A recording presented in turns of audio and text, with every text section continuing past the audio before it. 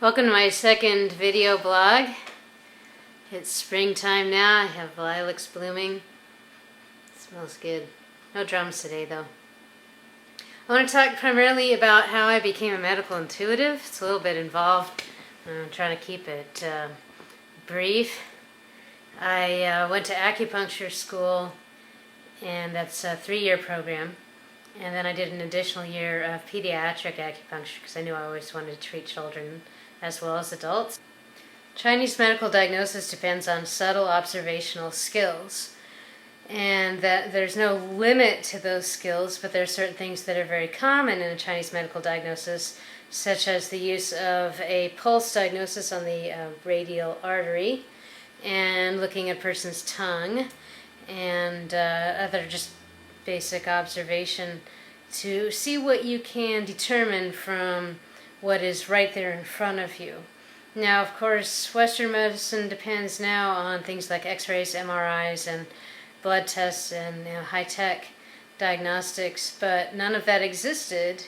Microscopes didn't exist when Chinese medical diagnosis was created, so in order to become good at gathering information that was useful for diagnosis, one needed to become very skilled at observing subtle things. Now, obviously, some people are better at this than others.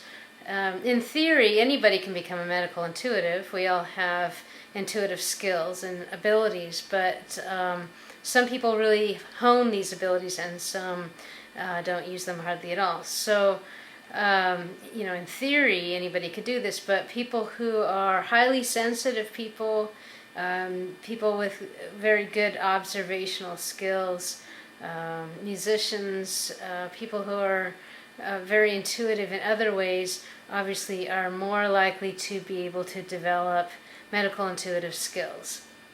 So I was already out of acupuncture school and practicing and using Chinese medical diagnosis before I learned to become a medical intuitive. I simply took that trajectory of medical diagnosis skills in Chinese medicine and continued with that, the direction I was going in order to further improve my skills. I wanted my diagnosis to be the best it could be because my belief is that the treatment is very unlikely to be better than the diagnosis. So a piece of advice: if somebody doesn't know what's wrong with you, don't let them treat you. That's my opinion, but I wouldn't. So the better the diagnosis, the better the treatment, and I care a lot about the work I do. I like to be good at whatever I do, even if it's when I used to wash dishes in a restaurant. I was a good dishwasher. Those dishes were clean. You could eat off them. So in my process of improving my diagnosis so that I could give better treatment, so I could be the best practitioner I could be, I spent a lot of time meditating and developing my intuitive skills and honing and making my intuition a very precise thing. So lots of people get intuitive information, don't necessarily know what to do with it, or it's not always real accurate. It's something that it takes work to get good at. Like anything else takes work to get good at. This is no different.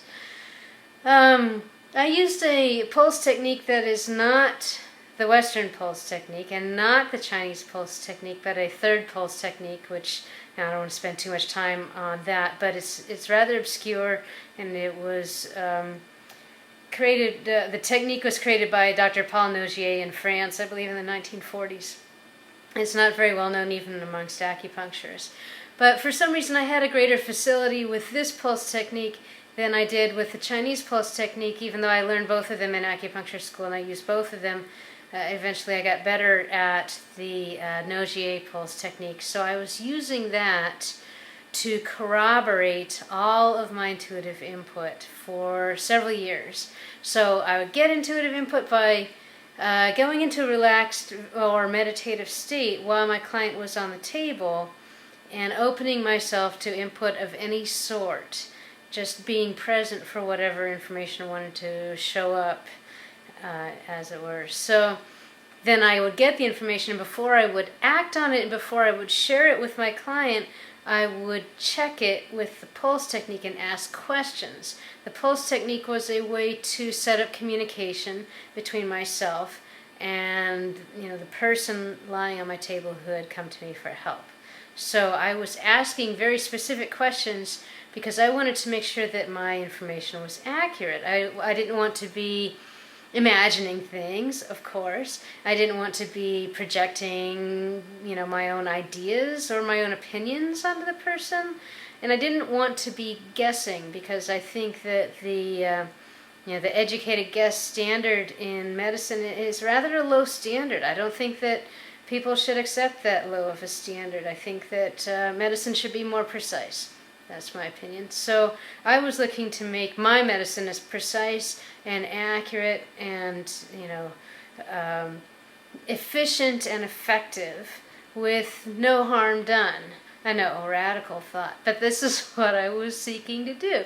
And I wanted to make sure that I wasn't just, tripping out in my own brain. I mean, I didn't want to become a medical intuitive. I'd never heard of such a thing. I was just trying to get good at diagnosis, and this is where I wound up, strange as it is.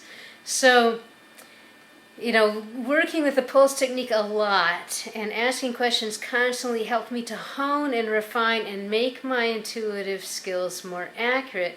Anything you practice a lot, obviously you get better at. So it was a lot of work. It was difficult. It was not easy, even though I'm already a sensitive person and always have been a highly sensitive person. When I was young, people were always like, "Oh, you're too sensitive." And I was like, I don't see how that's a bad thing. I mean, yeah, my neighbor's dog, the one over there, drives me nuts because it barks all the time. And other people, they don't care. They tune it out. They don't notice.